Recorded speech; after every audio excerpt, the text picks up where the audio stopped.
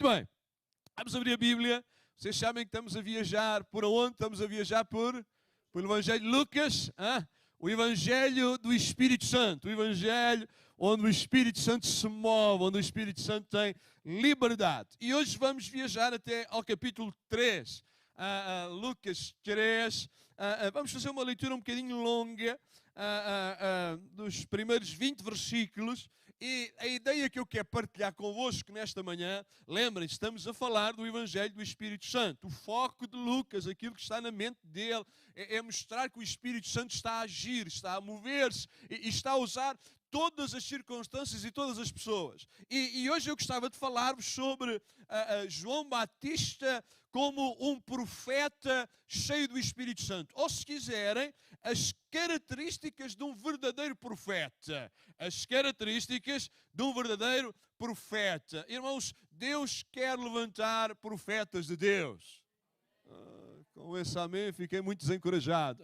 Deus deseja que nós possamos ser profetas de Deus para esta terra. Não profetas no sentido que para aí alguns falam, já vamos perceber quais são as características de um verdadeiro profeta. E Ele quer levantar. Vejam que Lucas no capítulo 1, capítulo 2 já começou a mostrar isso. Deus a levantar homens e mulheres debaixo de uma unção do Espírito Santo, com uma mensagem profética de Deus para a nação, para os povos. E nós hoje, como igreja, temos que ser esses homens e mulheres que têm essa mensagem de Deus, essa voz de Deus, porque na prática aquilo que um profeta é ser um porta-voz, ser uma voz de Deus para aqueles que os rodeiam, e nós precisamos ser essa voz de Deus, precisamos ser esses instrumentos de Deus, amém? Então vamos ler, versículo 1, já encontraram? Quem não encontrou está aí projetado nos ecrãs para todos irmos acompanhando. Diz assim: e no ano 15 do império de Tibério César, sendo Pôncio Pilatos governador da Judeia, e Herodes tetrarca da Galileia, e seu irmão Filipe tetrarca da Itureia, e da província de Trancontes e Lisânias tetrarca de Abiene, sendo Anás e Caifás sumos sacerdotes, veio no deserto a palavra de Deus a João. Veio no deserto a palavra de Deus a João, filho de Zacarias, e percorreu toda a terra ao redor do Jordão, pregando o batismo de arrependimento para perdão dos pecados, segundo o que está escrito no livro das palavras do profeta Isaías, que diz: voz do que clama no deserto, preparai o caminho do Senhor, endireitai as suas veredas. Todo o vale se encherá e se abaixará, todo o monte e outeiros. E o que é torturoso se endireitará, e os caminhos escabrosos se aplanarão. E toda a carne verá a salvação de Deus. Dizia, pois, João à multidão que saía para ser batizada por ele: raça de víboras, quem vos ensinou a fugir da ira que está para vir? Produzi, pois, frutos dignos de arrependimento. E não comeceis a dizer em vós mesmos: temos Abraão por pai, porque eu vos digo que até destas pedras pode Deus suscitar filhos a Abraão. E também já está posto o machado à raiz das árvores, e toda a árvore, pois, que não dá bom fruto, é cortada e lançada no fogo. E a multidão o interrogava, dizendo: que faremos, pois? E respondeu ele, disse-lhe: quem tiver 2 túnicas, que reparta com o que não tem. E quem tiver alimentos, que faça da mesma maneira. E chegaram também os publicanos para serem batizados e disseram-lhe: mestre, que devemos nós fazer? E ele lhes disse: não peçais mais do que aquilo que vos está ordenado. E uns soldados o interrogavam também, dizendo: e nós, o que é que faremos? E ele lhes disse: a ninguém trateis mal, nem defraudeis, e contentai-vos com o vosso soldo. E estando o povo em expectação, e pensando todos de João em seu coração, se porventura seria o Cristo, respondeu João a todos, dizendo: eu, na verdade, batizo-vos com água, mas eis que vem aquele que é mais poderoso do que eu, a quem eu não sou digno de desatar a correia das sandálias. Este vos batizará com Espírito Santo e com fogo. Ele tem a pá na sua mão, e limpará a sua eira, e ajuntará o trigo no seu celeiro, mas queimará a palha com fogo que nunca se apaga. E assim, admoestando-os, muitas outras coisas também anunciava ao povo. Sendo, porém, o tetrarca Herodes repreendido por ele, por causa de Herodias, mulher de seu irmão Filipe, e por todas as maldades que Herodes tinha feito, acrescentou a todas as outras ainda esta, a de encerrar João num cárcere. Senhor, te agradecemos pela tua palavra e oramos agora para que ela nos ilumine, para que ela transforme a nossa mente e o nosso coração, e oramos acima de tudo para que o nosso coração seja um terreno fértil. Quando a tua palavra é lançada e semeada, ela possa produzir muito fruto para a glória de Jesus e para a nossa bênção, no nome de Jesus. Amém. Então João, um profeta cheio do quê? Cheio do Espírito Santo. Ou, se quiserem, quais é que são as características de um verdadeiro profeta cheio do Espírito Santo? O que é que o texto bíblico que nós acabamos de ler nos vai ensinar? Vai ensinar, em primeiro lugar, que um verdadeiro profeta é alguém que é sensível à voz e à direção do Espírito Santo. Um verdadeiro profeta, um profeta de Deus, um profeta cheio do Espírito Santo, é alguém que é sensível à sua voz, é sensível à sua direção. As suas escolhas e o caminho que ele toma é um caminho, é uma escolha que está debaixo da direção do Espírito Santo. E é por aqui que devemos começar.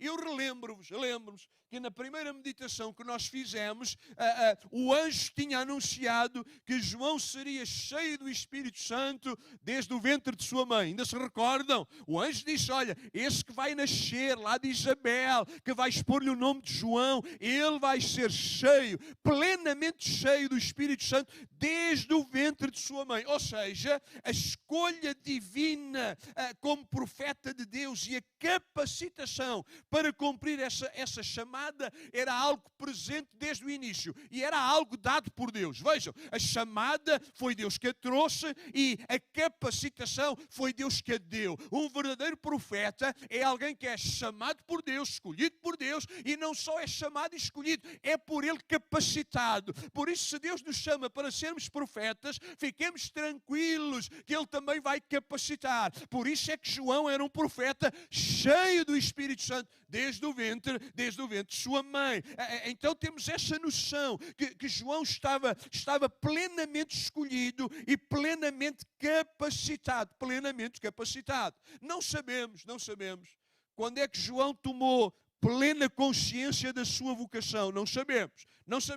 Mas sabemos quando é que ele começou o seu ministério. Vejam, é por isso que Lucas fala lá no Tibério, nisto, naquilo, naquelas terras todas que ninguém quer saber o nome, está bem? Não é preciso a gente aprender isso, mas ele está a situar aquilo que está a acontecer no tempo. Ele está a dizer isso que está a acontecer no tempo. Vejam, o Evangelho, a fé cristã, não está fora do tempo, não. Ela é bem marcada, bem vivida no tempo. É no tempo que Deus se manifesta para falar à humanidade. E Lucas está a dizer, João veio. E porquê que ele está a frisar o tempo? Porque João veio começar um tempo novo. Já observamos isso nos outros capítulos, que alguma coisa nova está a começar, anjos a aparecerem, o Espírito Santo a manifestar-se, Deus a mover-se, voz profética, palavra daquilo que há de acontecer. E Lucas está a marcar no tempo, muito bem, o começo de um tempo novo, porque João é um profeta de transição. Ele está a fazer a transição entre a mensagem da antiga aliança e a chegada do Messias, do Salvador, do Cristo de Deus. Então ele é um profeta que está a fazer esta transição. Ele revela-se muito importante por causa disso. E também por causa disso tinha que aguardar o tempo de Deus. João não podia começar o seu ministério num momento qualquer.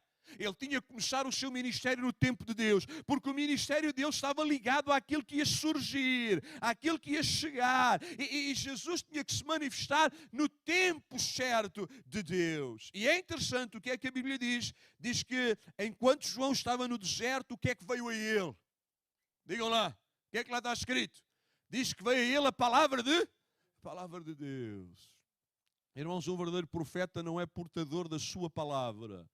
Ele é portador da palavra de Deus. Irmãos, aquilo que nós queremos como alimento para a nossa alma não são as palavras dos homens, são as palavras de Deus. Aquilo que João estava a trazer era uma palavra de revelação de Deus. Era Deus que estava a falar. Ele era profeta por causa disso. Enquanto ele estava no deserto, não sabemos porquê que ele estava no deserto, não sabemos ao certo o que é que ele foi fazer ao deserto. Eu posso imaginar que ele estava no deserto num tempo de preparação espiritual. Estava no deserto para buscar a Deus. Estava no deserto à procura de ouvir a voz de Deus, de se consagrar, num tempo certamente de oração. A palavra de Deus foi-lhe enviada, ele abraçou aquela palavra, e começou o seu ministério. Também não tenho dúvidas que aquilo que Lucas quer salientar é que aquilo que João está a experimentar é muito semelhante àquilo que aconteceu com os profetas do Antigo Testamento. Ele está a recordar como é que Jeremias, como é que Isaías também receberam a palavra de Deus e começaram o seu ministério. Lucas está a salientar que ali estava um verdadeiro profeta de Deus, porque não estava dependente dele, não foi ele que se escolheu a si mesmo, não foi ele que se chamou a si mesmo, mas foi Deus. Foi Deus que enviou a sua palavra, uma palavra viva, uma palavra de desafio, uma palavra de cumprimento para o seu ministério profético, uma palavra de capacitação para cumprir esse ministério. Lucas informa que João é um verdadeiro profeta. Lucas está a dizer, este é um verdadeiro profeta, porque ele foi comissionado por Deus, ele foi chamado por Deus, ele não se levantou a si mesmo, foi Deus que o levantou. Como? Enviando a sua palavra. Como? Enchendo do seu Espírito Santo. Então o verdadeiro profeta é este que tem noção disso. Tem noção disso, de que Deus o chamou, que Deus o capacitou. Um verdadeiro profeta não se chama a si mesmo. Eu tenho muitas dificuldades com alguns profetas ou apóstolos, agora até há uns que se chamam arcanjos, que se chamam a si mesmos. A gente pergunta, mas quem é que reconheceu o teu ministério? Quem é que orou por ti? Quem é que te chamou? Ninguém. Chamou-se a si mesmo. Um verdadeiro profeta não se chama a si mesmo. Um verdadeiro profeta não se chama a si mesmo. Um verdadeiro profeta não se reconhece a si mesmo. Não. É Deus quem chama, é Deus quem capacita, é Deus quem vem, é Deus quem se manifesta. Então ele claramente recebeu uma palavra do céu. E ele soube agora. É agora que o tempo chegou. Talvez os seus pais lhe tenham falado, certamente, da chamada, da mensagem do anjo, do dito que ele ia ser cheio do Espírito Santo. Ele tinha consciência disso, mas ele estava à espera do tempo de Deus. Do tempo de Deus.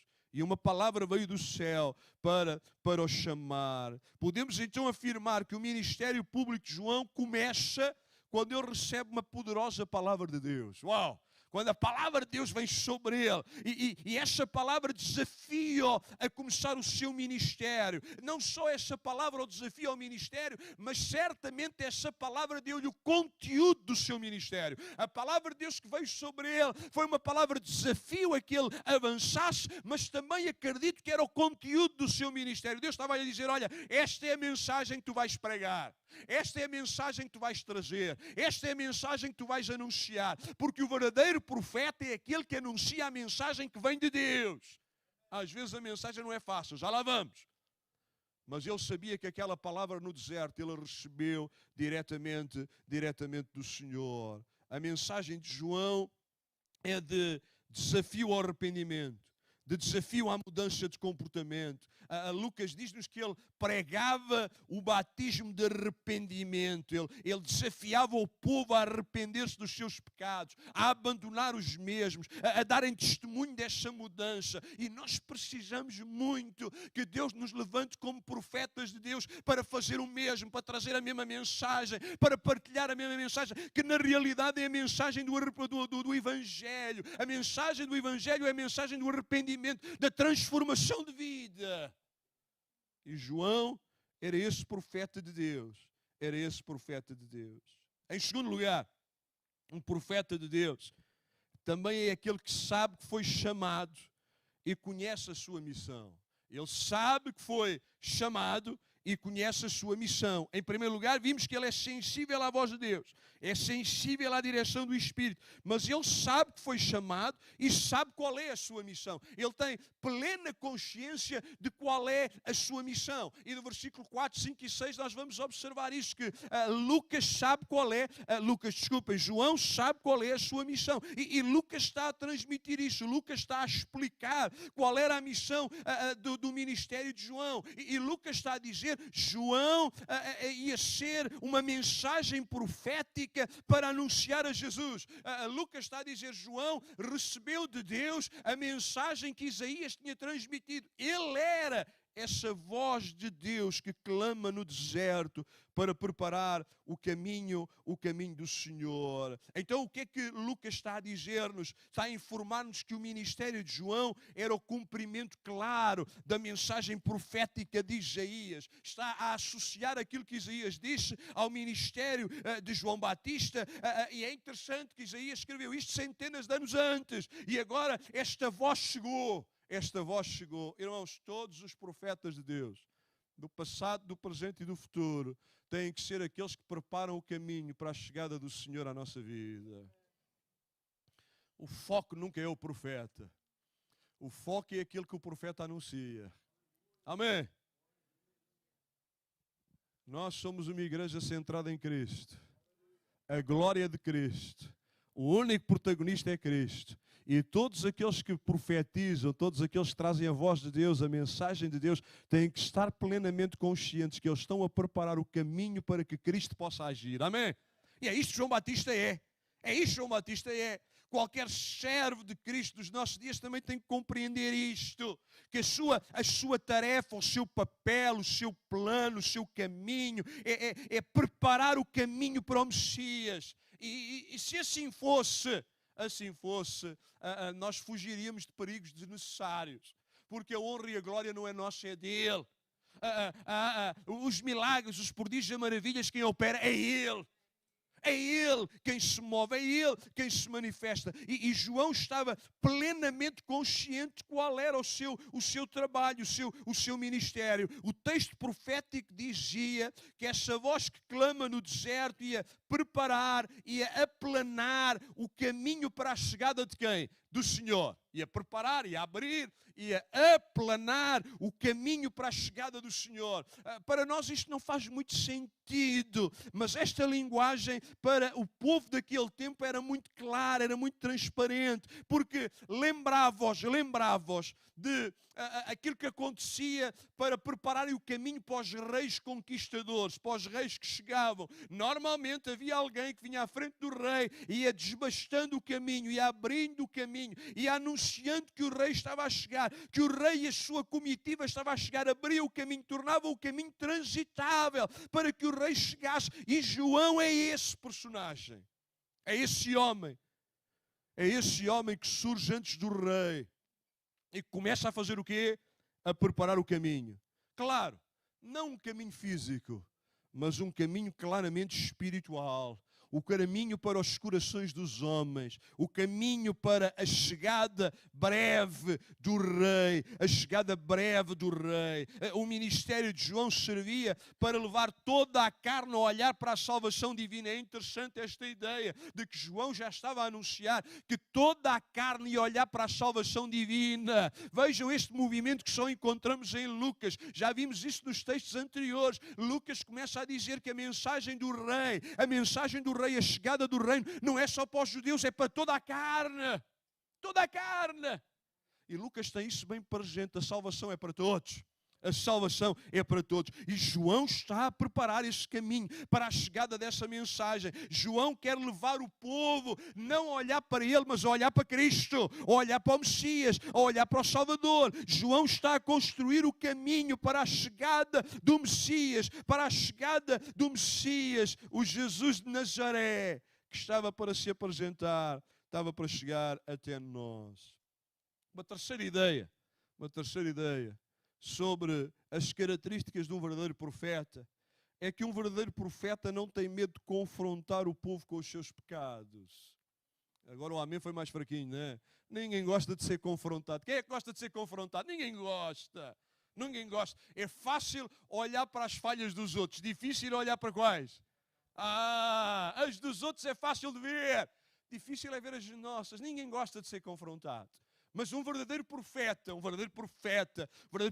de Deus é aquele que não tem medo de confrontar o povo com os seus pecados. E na realidade é isso que João Batista está a fazer. Versículo 7 e versículo 8 percebemos isso claramente. Ele é aquele que não tem medo de anunciar a mensagem aos seus ouvintes, de confrontá-los com os pecados e chamá-los ao arrependimento. Ele estava a anunciar-lhes qual era o padrão da justiça de Deus. E ainda hoje, nós queremos andar no padrão de Deus. Amém? Nós queremos andar no padrão de Deus. Lucas diz-nos que João proclamava a sua mensagem à multidão. A multidão ouvia. E ele descreve esta mensagem como sendo violenta. Era uma mensagem violenta, era uma mensagem forte, era uma mensagem desafiadora. Ele descreve a sua multidão como raça de víboras, como cobras venenosas. Se nesta manhã o pregador viesse para aqui a chamar-nos a todos de cobras e de serpentes e dessas coisas, a gente dizia que ele estava desviado, ou não? Vai ofender o outro, vai maltratar o outro. A gente agora tem que ser delicados na mensagem, na forma como falamos. Mas é interessante que João Batista, claro que ele está no seu contexto, da sua realidade.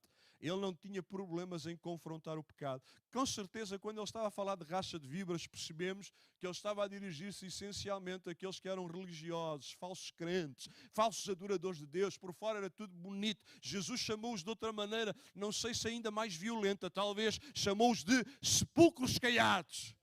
Por fora é tudo branquinho, mas por dentro é só, cheira mal. Cheira mal, está tudo podre, está tudo destruído. Mas João era um profeta que não tinha medo de confrontar o povo com os seus pecados, com as suas misérias. A sua mensagem era desafiadora, a sua mensagem era violenta, a sua mensagem era uma mensagem para vivermos uma vida santa e não para termos uma falsa conversão. Não. Muitos queriam ser batizados por João, iam ter com João, eu quero ser batizado, mas ele disse, não, tu estás louco, não podes ser batizado sem verdadeiro arrependimento, porque sem verdadeiro arrependimento continuas debaixo da ira de Deus. Todos nós já sabemos que o batismo não salva ninguém, certo? Se for só para ser batizado, olha, podes tomar banho lá em casa. Estou a brincar, mas a falar a sério. Porque o batismo exterior não resolve nada se não houver verdadeiro arrependimento. É o que João está a dizer. Vocês querem vir para aqui para terem a aprovação do profeta, para receberem a bênção do profeta, mas vocês estão enganados. Aquilo que vocês têm que procurar é a bênção dele. O profeta vê por fora. E isto é importante para percebermos o que é que ele vai dizer sobre o Messias daqui a bocado. O profeta vê por fora. O profeta usa água e essa água lava por fora. Essa água só pode ser um símbolo daquilo que tem que ter acontecido por dentro. Se não houver verdadeira conversão, o batismo não resolve nada. Não basta afirmar que estamos arrependidos. É necessário demonstrar provas, fruto desse arrependimento. Mostrar uma conduta diferente. Arrependimento tem que implicar mudança radical na nossa forma de pensar, de falar e de agir. Não basta eu dizer estou muito arrependido. Não basta eu dizer agora sou um homem novo. Não basta dizer eu agora sou um profeta. Não basta. Essa declaração de arrependimento tem que ser demonstrada pela maneira como eu agora penso, agora sinto, agora falo, agora vivo. E João está a dizer, não, vocês não. Arrependam-se primeiro. Mudem de caminho. Mudem a vossa maneira de viver. João adverte-os desta ideia escatológica da sua mensagem, que não é pelo seu batismo nas águas que eles fogem da ira vindoura. O que é que João está a dizer? Vocês vêm aqui ao profeta, são batizados e pensam que está tudo resolvido diante de Deus? Não é a bênção do profeta que resolve isso. O ensino da ideia de uma ira vindoura, de um julgamento de Deus, que fazia parte da mensagem profética do Antigo Testamento, Lucas está a dizer que continua bem presente no Novo Testamento. Essa ideia de que o Evangelho é só amor, cuidado! A ideia de um julgamento futuro, de uma apresentação diante de Deus está presente. João vai descrever já a seguir, é aí que eu quero chegar, não posso gastar o tempo todo. Ele vai descrever qual é o ministério de Jesus. Ele vai descrever. E ele está a dizer, cuidado, cuidado, vocês têm que se arrepender, tem que haver fruto digno de arrependimento. Cuidado, não é o batismo nas águas que vos salva do julgamento futuro. Não, tem que ser a mudança de vida, tem que ser o fruto digno de arrependimento. João está a desafiar claramente cada um dos que o ouve a uma conversão pessoal, a uma transformação pessoal, a uma mudança de vida. Porque vejam que alguns dos seus ouvintes pensavam que as obras dos seus antepassados traziam o favor de Deus sobre eles. Que as obras dos antepassados traziam o favor de Deus sobre a nação e por causa disso estavam salvos da ira de Deus. João está a dizer que a herança religiosa não salva ninguém. Os irmãos estão cá? O cartão de membro da Assembleia de Deus de Algés não salva ninguém. Por isso é que a gente já não tem cartão de membro. Aleluia, glória a Deus. Hein? Não salva, não salva. Terem sido batizados por algum profeta importante, por algum grande homem de Deus, não salva ninguém. É o que João está a dizer. Cuidado, cuidado, a herança religiosa não salva. Não é por terem nascido judeus que se vos torna filhos de Deus. Não, não, não, não, não. Ninguém nasce crente. E ninguém pode ser salvo por herança familiar. O único caminho, João está a dizer, é o arrependimento. É a fé no Messias, é a fé no Salvador, é a fé no Messias, é a fé no Salvador. Para João, a experiência da verdadeira salvação estava ligada à manifestação do poder de Deus. Aleluia. Porque vejam o que é que João vai dizer. Ele vai dizer, olha, Deus é poderoso para transformar estas pedras em filhos de Abraão. Aqueles que o estavam a ouvir, os religiosos, estavam a dizer, nós somos filhos de Abraão, nós somos crentes, nós somos salvos, a bênção de Deus está sobre nós. E João olha para eles e diz, raça de víboras, malandros. Malandros, é só hipocrisia, é só hipocrisia. Mas eu quero-vos dizer uma coisa, o reino de Deus manifesta-se pela manifestação do poder de Deus, porque Deus é poderoso para fazer destas pedras filhos de Abraão. O que é que ele quer dizer com isso? Ele quer dizer, Deus é poderoso para criar vida. Deus é poderoso para criar vida. O que é que acontece quando alguém nasce de novo? Deus está a criar vida. Estávamos mortos dos nossos delitos e pecados. Estávamos longe de Deus, nosso espírito estava morto, mas Deus é poderoso das pedras mortas, das pedras sem vida. Ele é poderoso para criar vida. É o que João está a dizer. A vida quem cria é Deus, não é herança religiosa. A vida quem cria é Deus.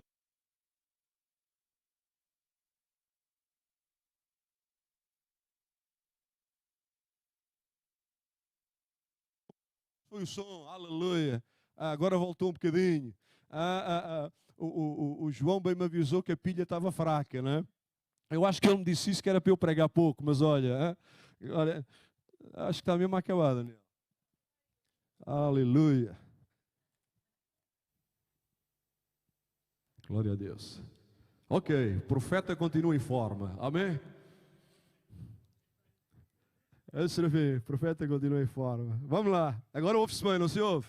Mesmo sem micro ouviam na mesma. O pessoal lá em casa é que não ouvia. Né? O pessoal lá em casa é que não ouvia. O que é que eu estava a dizer? Estava a dizer-vos, quando João está a dizer, até das pedras Deus é poderoso para criar filhos. Eu imagino que João tem em mente a mensagem dos profetas. Porque os profetas já diziam, vai haver um tempo em que eu vou habitar dentro de vocês. E quando eu habitar dentro de vocês, lembrem-se, o Espírito Santo está a mover-se. Ele diz, quando eu habitar entre vocês, eu vou pegar nesse coração de pedra e eu vou transformá-lo no quê? Num coração de carne. Vocês estão mortos, mas vão passar à vida, porque Deus é poderoso. Deus é poderoso para trazer vida, Nós devemos compreender que a salvação é sempre um dom, um presente de Deus. É isto que João está a dizer. A salvação não é mérito. A salvação é um dom, é um presente, é uma dádiva. É Deus a manifestar o seu poder. Não penses que podes ser salvo pelo teu esforço. Não penses que podes mudar de vida pelo teu esforço. Não penses que por ti mesmo podes produzir fruto de arrependimento. Não, a Bíblia até lhe chama fruto do Espírito. É um presente. É o poder de Deus a manifestar-se. É Deus a operar. Se o Senhor pode transformar pedras mortas em seus filhos, em filhos de Abraão, Ele também pode pegar em pecadores arrependidos e transformá-los em filhos de Deus. Amém? Que é isso que nós somos hoje. É isso que nós somos hoje. Ontem fomos pecadores arrependidos. Hoje somos o quê? Filhos de Deus. Uau! Filhos de Deus. Que coisa extraordinária. Na realidade é isso que Deus está a fazer, é isso que Deus vai fazer, é isso que Deus faz. Ele ia construir um povo novo. Esse povo novo tem um nome, igreja.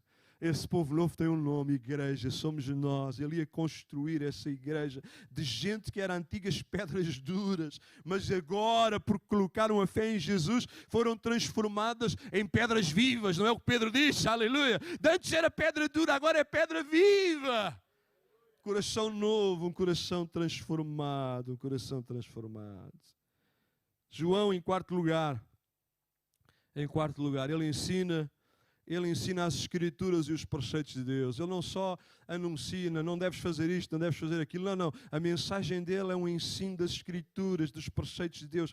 Não vou investir muito tempo aqui, mas diz que, por menos, há 3 grupos de gente, 3 momentos em que as pessoas se apresentam. João, ok, essa tua mensagem é desafiadora. O que é que nós podemos fazer? Como é que nós mostramos esses frutos de arrependimento? E Lucas dá 3 exemplos daquilo que João estava a ensinar. Diz que o primeiro grupo é a multidão. O que é que nós faremos? O que é que nós vamos fazer? O que é que nós vamos fazer? Essa multidão devia ter todo tipo de pessoas, de todas as realidades sociais, económicas, religiosas, gente de todos os grupos. E João diz, olha, eu vou ensinar-vos um princípio importante, o princípio da generosidade. Quem tem um coração novo, quem tem um coração de carne e não um coração de pedra, é generoso, é abençoador. Agora o amém foi mais fraquinho, não é? Mas olhem que eu já vos ensinei que a Bíblia diz que os forretas não entram aonde? No reino dos céus. O mão de vaca, o pão duro, o forreta, esse não entra no reino dos céus. E João vai dizer, olha, há um princípio, há uma coisa que mostra que o vosso coração está a ser transformado. É não ficarmos insensíveis às necessidades dos outros, daqueles que estão à nossa volta. Tu tens muita roupa, há alguém que não tem nenhuma, reparte com ele. Tens muito comer, há outros que não têm, reparte com eles. Por isso é que nós, como igreja, temos que ser sensíveis às necessidades daqueles que estão à nossa volta. Amém? Temos que ser sensíveis. E os irmãos são. Mas podemos sempre fazer melhor, ou não? Podemos sempre fazer melhor. Podemos sempre chegar mais longe. O segundo grupo é interessante. Lucas tem uma mensagem extraordinária. Os irmãos já sabem que eu deliro com estas coisas, não é? Veja, ele fala para a multidão, todos. Mas depois ele vai ser específico. E vejam que ele está a enquadrar aquilo que vai acontecer no ministério de Jesus. Porque ele é verdadeiramente aquele que prepara o caminho. Então quem é que ele vai trazer a seguir? Vai trazer os publicanos. Vai trazer a pior raça de pecadores, que eram os traidores da nação. Eram aqueles que eram judeus e cobravam impostos do povo judeu para entregar aos romanos. E eles dizem, João, será que nós também podemos ser salvos? E lembrem-se que antes ele tinha chamado aos fariseus, aos saduceus, aos religiosos, raça de víboras. E eles diziam, esses publicanos, esses não vão para o céu. Tem que haver um inferno especial para eles, que eles são traidores. E eles agora estão a ouvir a mensagem, aqueles que são rejeitados, aqueles que não valem nada, aqueles que são o pior da sociedade. E eles dizem, João, e nós? Será que nós podemos ser salvos? Será que nós podemos encontrar-nos com Deus? E ele diz, claro.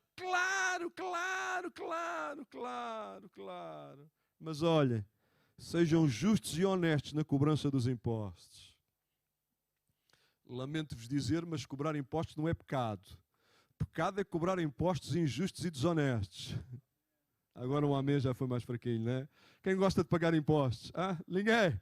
Não gostam porque eles são injustos e desonestos.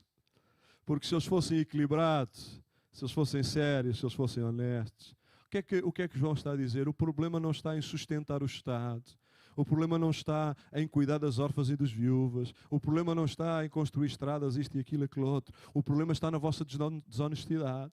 É porque o Império Romano diz que vocês devem cobrar uma moeda para entregar a Roma. E quanto muito podem cobrar mais 10 ou 15 ou 20% para cuidarem da vossa casa. Mas o que é que vocês fazem? É uma moeda, a gente cobra 2. Vocês são desonestos. Então vocês querem entrar no reino dos céus. Tornem-se honestos. Tornem-se honestos. Transformem o vosso comportamento. Transformem a vossa vida. É interessante, este grupo era o pior da sociedade para os judeus. Mas a seguir, quem é que aparece a falar com João? Os que aparecem quem? Os soldados. Certo? Não, vocês já perderam a Bíblia, não foi? Eu falo tanto pressa que já foi a Bíblia. Quem é que aparece? Os soldados. Quem eram os soldados? Eu, para mim, estou convencido que eram soldados romanos. Eram soldados romanos. Soldados romanos são quem? São gentios. Será que aqueles que não são judeus podem ser salvos? Será que João vai batizar aqueles que não são judeus? Será que eles também podem ser salvos? E o que é que João diz? Olha, vocês também podem. Vocês também podem, mas evitem usar a vossa autoridade para cometer crimes. Evitem usar a vossa autoridade para benefícios pessoais. Evitem usar a vossa autoridade para o roubo, para a extorsão, para a chantagem, para a corrupção. E garanto-vos que a minha mensagem já estava escrita antes de há 6 dias atrás. Já estava. A Raquel está lá em cima, é testemunha que eu enviei logo na segunda-feira de manhãzinha. É o que João está a dizer. É o que João está a dizer. Arrependam-se. Arrependam-se. Vocês têm autoridade, têm que impor a lei. Sim, senhora, cumpram, mas não usem da vossa autoridade para benefício pessoal. Convertam-se. Mas como eu vos disse, eu queria chegar, era ao versículo 15, 16 e 17. Porque um verdadeiro profeta, ele aponta sempre para Cristo. Ele aponta sempre para Cristo. Vocês imaginem, para nós é difícil porque às vezes não compreendemos bem o contexto, a realidade. A nação de Israel vivia ansiosa pela chegada do Messias. Eles viviam ansiosos. Quando nós lemos alguns escritos que estão escritos, que não são Bíblia, mas que foram escritos entre ali o fim da nossa escritura e antes da chegada de Jesus, os judeus estavam a escrever e todos eles escreviam essencialmente sobre o Messias que havia de vir, quem ele era, como é que ele era. Havia uma ansiedade tremenda para que o Messias chegasse. E de repente surge João com um ministério profético. Ele não tem medo de nada nem de ninguém. Ele começa a falar aos religiosos. E já vamos ver a seguir que ele começa a falar até contra o Herodes. Ele não tem medo. Eles dizem, uau, ele começa a operar coisas grandes. Não sei se ele fez milagres, a Bíblia não relata, mas de alguma maneira a sua mensagem era tão poderosa que as pessoas deixavam a cidade e iam para o Jordão, iam para o deserto, iam à procura de João. Lembrem-se, naquele tempo não havia Facebook, Instagram, não havia o X, agora não é Twitter, não é? É o X, não havia nada dessas coisas, não havia televisão, não havia comunicação. Como é que eles sabiam que João estava a batizar? Era um mover genuíno do Espírito. E eles diziam, este homem é diferente. Então o que é que a Bíblia diz? Que eles começaram a dizer na sua mente e no seu coração, ele deve ser o Messias. Ele deve ser o Messias. Mas um verdadeiro profeta sabe que é fundamental ele diminuir para que Cristo cresça. É nestes momentos, nos momentos de glória, que o ministério de alguém é verdadeiramente provado. Sabiam? Nestes momentos, quando tudo corre bem, está a crescer, aquilo é uma fama, toda a gente fala, toda a gente diz. É nesses momentos que o ministério de um homem é verdadeiramente provado. É nesses momentos que ele é posto à prova. E João passou na prova com distinção. Ele não desejava uma honra que não era sua. Ele não queria uma posição que não era para si. Nós estamos sempre a desejar aquilo que é dos outros. Já repararam? Mas é desde pequenininhos, desde bebezinhos. Hein? Desde pequenininhos. Às vezes nós damos a PlayStation ao miúdo e o miúdo vê o outro com, sei lá, um pau na rua, não quer a PlayStation, quer o pau, quer sempre o que é do outro. Sempre a desejar o que é do outro. Sempre. Irmãos, na vida espiritual nós devemos contentar-nos com aquilo que Deus nos deu e nos chamou para fazer. Porque se nós formos fiéis naquilo que Deus pôs na nossa mão, aquilo que Deus nos deu para fazer, Ele vai ser glorificado e nós vamos ser abençoados. Sempre a olhar para o outro, mas João não. O verdadeiro ministro de Cristo leva sempre o povo a olhar para o Senhor, a olhar para Cristo, a glória dEle, toda a glória dEle. Nós somos simples servos. Amém. Não quer dizer que nós não nos honremos uns aos outros. Não quer dizer. Eu espero que os irmãos agora à saída digam, pastor, hoje você estava inspirado. Aleluia. Glória a Deus. Essa é a vossa tarefa. A glória do servo é dizer, não, irmã, a glória é dele. É ele que está a mover, é ele que está a falar. A palavra é dele, o poder é dele. É levar para ele. É exaltar a ele. É glorificar a ele. Ele é que é o protagonista. Ele é que é importante, Ele é que é o foco da nossa existência. Mas vamos lá ao texto difícil, porque João vai dizer 3 ou 4 coisas muito interessantes, 3 coisas essenciais. Vejam o que é que João vai fazer, na minha leitura, o que é que João vai fazer. Vocês estão a dizer, tu és o Messias, e João vai dizer, olha, eu vou mostrar-vos, vou comparar o meu ministério, a minha ação, com o ministério e a ação daquele que vai ser o Messias, daquele que vai chegar. É o que João está a fazer, ele está a fazer uma comparação entre aquilo que ele faz e aquilo que o Messias há de fazer. Ele está a dizer, olha, eu sou muito pequeno, ele é muito grande. Eu batizo com água, ele batiza com o Espírito Santo e com o fogo. Eu anuncio-vos uma mensagem de julgamento, mas ele é o juiz. É isto que João vai fazer. É isto que João vai fazer. E a primeira afirmação de João é que o Messias seria muito mais poderoso do que ele. Uau! Vocês imaginem o que é que aquela gente, eles estão a ver, mas João, tu tens um ministério incrível, isto o Jordão está a encher-se, a igreja está a crescer como nunca, gente toda a lado, vem gente de todos os sítios, todas as tribos, nações e povos, a tua mensagem é poderosa. E ele está a dizer, não. Aquele que vem, ele é que é poderoso. Ele é que é poderoso. Ele é muito mais poderoso que eu. De tal maneira ele é poderoso que eu não sou digno de me curvar, de me ajoelhar, de estar diante dele, não mexo muito que é para aparecer nas câmaras, e desatar as suas sandálias. Sabem? O trabalho de soltar, de retirar as sandálias e lavar os pés, era o trabalho do mais humilde dos escravos. E nunca era praticado por um judeu. Mais humildes escravos gentios. Um judeu não lavava os pés a ninguém. Isso era impensável. Isso não era um trabalho praticado por um judeu. E veja o que é que João está a dizer. João está a dizer, eu tenho uma posição tão baixa. Sou o servo mais baixo da casa. Ainda estou abaixo do servo mais baixo da casa, porque o servo mais baixo da casa é aquele que está à porta para receber o seu senhor, para lhe tirar as sandálias e para lhe lavar os pés. Mas eu comparado com o poder do Messias, o meu poder comparado com o poder do Messias não existe. Não existe. O foco é Ele. E vejam que este João é aquele que Jesus vai descrever como o maior dos profetas. Irmãos, o maior dos profetas diante do Senhor nem é digno de desatar as sandálias e lavar-lhe os pés. Como é que a gente anda para aí a dizer uns aos outros que somos grandes? Olha a nossa grandeza. Nossa grandeza não é nenhuma. Comparado com o Senhor do Universo, com o Rei da Glória, com o Santo dos Santos, com o Todo-Poderoso, nós não somos nada, Ele é que é tudo. É o que João está a dizer. Ele é o maior. Se a posição de ambos era profundamente diferente, o mesmo do batismo que eles praticavam. João está a dizer, ele é muito mais poderoso do que eu. Eu fico lá embaixo, ele lá em cima. E o batismo que nós praticamos também é muito diferente.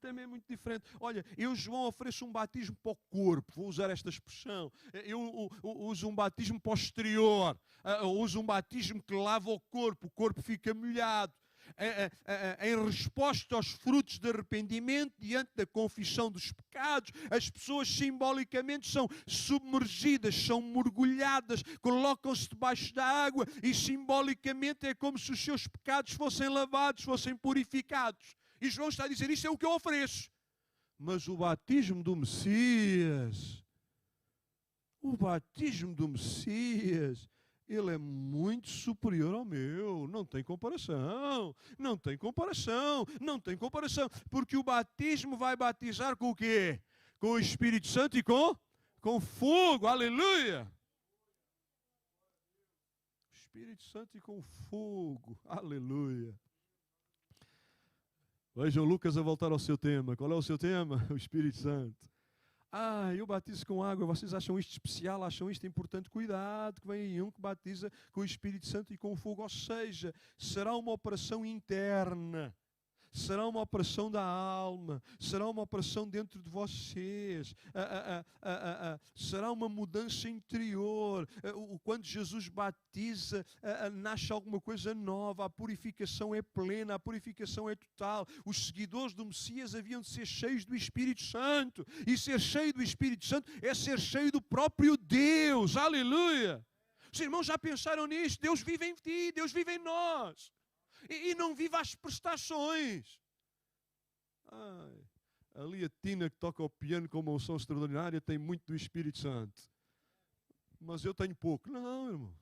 Não. Não. O Espírito Santo, quando vem viver em nós, vem viver plenamente. O que é que Lucas está a ensinar? Olhem aquela glória que vocês veem lá no templo, ela começou a manifestar-se e ela vai viver em vós. Ela vai estar em vocês. Vocês vão ser cheios do Espírito Santo, vão ser plenamente santificados. O contraste que João está a fazer entre o batismo dele e o batismo do Messias parece claro. Quando Jesus completar a sua obra, o que é que ele vai fazer? Vai enviar o Espírito Santo para habitar em cada um dos seus discípulos. Vai conceder também um revestimento de poder. Vai batizar a cada um deles com o Espírito Santo e com o fogo. E esse fogo está associado ao poder de Deus.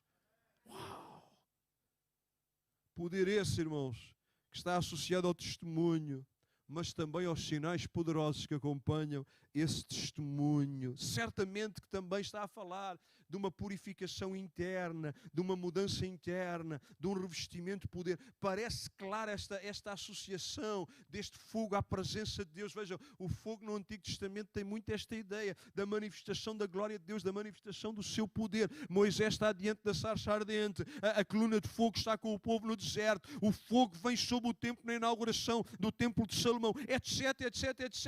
Logo, João está a dizer, o batismo de Jesus é muito maior. É muito maior, é muito maior, é muito maior. É uma experiência de total enchimento do Espírito Santo. E seguindo esta ideia de Lucas, parece que o fogo representa essa ideia mesmo de queimar as impurezas, trazer poder, transformar as pessoas. Por isso é que a ligação a Atos 2 tem que estar presente também. Diz que as línguas vieram como que de... vocês estão distraídos ou já estão cansados? Estamos a concluir. Esta ideia do fogo, da presença do fogo, esta parece ser a melhor leitura. Até porque, porque é que esta me parece a melhor leitura? Até porque são as mesmas pessoas que são batizadas com o Espírito Santo e com o fogo. É interessante. João está a dizer, vocês foram batizados com água. E aqueles que chegam a Cristo recebem o batismo do Messias. Qual é o batismo que o Messias tem? Um batismo com o Espírito Santo e com o fogo. Ele está a dizer, as mesmas pessoas são batizadas com o Espírito Santo e com o fogo. Então, o batismo era para aqueles que chegavam a Cristo, aqueles que deixavam que Cristo viesse viver neles, aqueles que experimentavam o batismo presente. Mas há uma terceira comparação que eu não ignoro. Porque a seguir dele falar com o batismo com o Espírito Santo e com o fogo, o que é que João vai falar? Vai falar de juízo e de julgamento. Vejam, João estava a trazer uma mensagem do julgamento de Deus, ou não? Ele está a dizer, cuidado, a ira de Deus vai chegar, o julgamento vai chegar. Eu tenho uma mensagem de julgamento, eu anuncio-vos o julgamento de Deus. Mas olha, aquele que vem depois de mim é maior. É maior. Porque ele não anuncia simplesmente o julgamento, ele vai ser o quê? Ele vai ser o juiz. Ele vai ser o juiz. E aquele que não recebeu o batismo com o Espírito Santo e com o fogo, aquele que não foi cheio do Espírito, aquele em que o Espírito não habita, aquele que não nasceu de novo, aquele que não se converteu, cuidado, que esse terá que enfrentar o juiz. Parece que João indica isso, que o Messias é aquele diante de quem todos teremos que prestar contas. E é o que as epístolas nos vão ensinar, que Jesus é aquele que vai julgar o mundo. E é interessante que nós também vamos julgar com Ele. Vamos julgar com Ele porque estaremos cheios dEle, cheios da Sua presença, cheios do Seu poder, cheios do Espírito Santo de Deus. E concluo com uma última ideia. O tempo voou. Uma última ideia. É que o verdadeiro profeta é aquele que está pronto a pagar o preço pela fidelidade à sua chamada. E esta é a nossa maior dificuldade. Estarmos prontos a pagar o preço para sermos fiéis à sua chamada. Qual era a chamada de João Batista? Preparar o caminho. Como é que ele preparava o caminho? Anunciando que o povo estava longe, estava debaixo da ira de Deus, que se tinham que arrepender, que se tinham que mudar de caminho. Mas João não pregava só isso para os pobres e desprezados da sociedade. Ele não pregava só isso para os gentios, para os publicanos, para as mulheres adúlteras, para os pecadores. Não. Ele pregava isso para os líderes religiosos. Mas ele não se limitava a isso. Ele pregava isso para os líderes políticos da nação. Ou não? Porque o exemplo tem que começar por cima. O exemplo tem que começar por por cima. E João, como um verdadeiro profeta do Senhor, não fazia acepção de pessoas. Falámos disso na sexta-feira, quem não veio perdeu. Não fazia acepção de pessoas. Ele condenava os comportamentos pecaminosos de todas as classes sociais. O negócio dele não eram pessoas. As pessoas estavam todas em igualdade diante de Deus. O negócio dele era condenar o pecado, os comportamentos, os erros, os comportamentos errados. Fossem as pessoas mais humildes, os líderes religiosos ou até os políticos. Ele era um pregador da justiça de Deus. E nessa fidelidade à sua chamada, nessa fidelidade à palavra de Deus, João confrontou o Herodes Antipas, o rei daquela região, debaixo da autoridade do imperador romano. Ele confrontou. Confrontou porquê? Porque o camarada não só se divorciou, que já é mau, não só se divorciou, que já é mau, mas voltou a casar, que não é melhor, mas não casou com uma qualquer. Diz que se casou com a mulher do irmão. Era um camarada jeitoso esse, não era? Era um camarada jeitoso. Foi roubar a mulher ao irmão e muitas outras coisas. E João publicamente dizia, não, tu não podes dizer que és crente, não podes dizer que és judeu, não podes governar sobre esta nação com um comportamento desses. Isso que estás a fazer é errado, isso é pecaminoso, isso traz o juízo de Deus sobre a nação. Isso vai-te levar ao julgamento. Não podes. Eu sou um pregador da justiça de Deus, eu sou fiel à mensagem. E por causa disso, João foi aprisionado. Parece que o ministério de João foi curto. De alguns meses, de um ano. Foi curto. Mas poderoso no impacto. Irmãos, o importante não é a dimensão do nosso ministério. O importante é a fidelidade àquilo que Deus nos confiou. Foi poderoso no impacto. Cumpriu todos os propósitos que Deus lhe tinha confiado. Todos. E atraiu a atenção do povo para o Messias. Esse é o verdadeiro profeta de Deus. É esse que compreende que Ele é o maior e que nós somos meros instrumentos. Então, concluindo, enquanto a nossa equipa se aproxima para nos ajudar, o que é um verdadeiro profeta de Deus? O que é? É aquele que é sensível à voz e à direção do Espírito Santo. Irmãos, como igreja temos que orar para que o Senhor nos faça mais sensíveis à voz e à direção do Espírito Santo. O que é um verdadeiro profeta? É aquele que, sabes, foi chamado pelo Espírito Santo e conhece a sua missão. É isso que fazemos aqui todas as sextas, todos os domingos, todos os cultos. Queremos conhecer a missão que Deus tem para nós, porque a missão nos está revelada. Aleluia! Nos está revelada. Quem é um verdadeiro profeta? É aquele que não tem medo de confrontar o povo com os seus pecados. Não tem. Nós abraçamos, mas não ignoramos. Nós abraçamos a todos, recebemos a todos, abraçamos a todos, mas não deixamos de confrontar o pecado. Não podemos. Um verdadeiro profeta é aquele que ensina as Escrituras, que ensina os preceitos de Deus. Eu quero ser esse profeta. Mas o verdadeiro profeta, acima de tudo, é aquele que aponta para Cristo. É aquele que aponta para Cristo. Ele é o foco. Ele é o Messias. Ele é mais poderoso. O batismo dele é maior. E o julgamento dele, ele é que é o justo juiz. Aleluia! Ele é maior. Mas um verdadeiro profeta está pronto a pagar o preço pela fidelidade à sua chamada. Recebemos aqui estas semanas a missionária Joti. Ela não fala muito dela, mas os irmãos sabem que ela é mestre em serviço social. Mestre em serviço social. Mas trabalha lá no meio da lixeira. No meio da lixeira. Ela não falou, mas o marido há uns tempos atrás, por estar a pregar o Evangelho, foi espancado quase até à morte. Porque os verdadeiros profetas de Deus são aqueles que assumem a sua missão e estão prontos a pagar um preço. Qual é o preço que nós como igreja estamos prontos a pagar para que o Senhor nos possa usar como usou João Batista? Qual é o preço que nós estamos prontos a pagar para que Deus nos possa usar? Ficamos em pé. Fecha os teus olhos. Senhor, te agradecemos pela tua presença entre nós e pela tua palavra poderosa e desafiadora. Queremos ser uma igreja de profetas de Deus neste tempo. Queremos ser proclamadores da Tua palavra. Queremos ser instrumentos nas Tuas mãos. Ajuda-nos durante esta semana, Senhor, a estarmos revestidos dessa unção, desse poder. Como João, também nós somos cheios do Teu Espírito Santo. Queremos receber esse batismo com o Espírito Santo e com o fogo, Senhor. E queremos durante esta semana, na escola, no trabalho, em casa, entre os vizinhos, entre a família, em cada instante, queremos ser Teus profetas. Usa-nos nas Tuas mãos como profetas Teus. É a nossa oração, no nome de Jesus.